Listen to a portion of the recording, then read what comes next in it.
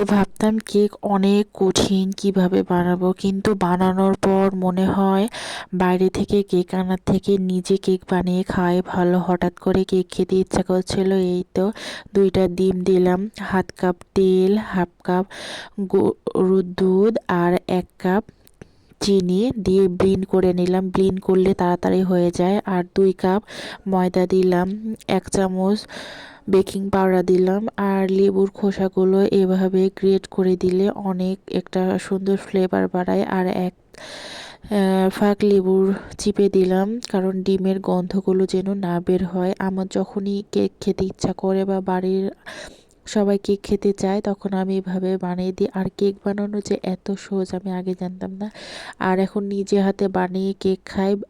তাই বাইরে আর কেক কিনে খেতে ইচ্ছা করে না। বাইরে তো সব কিছুই এখন ভেজাল, মানে কি যে বলবো। আর আমার বাচ্চা আমার হাতের কেক অনেক পছন্দ করে, যখনই খেতে চাই আমি বানিয়ে দিয়ে ভাবে।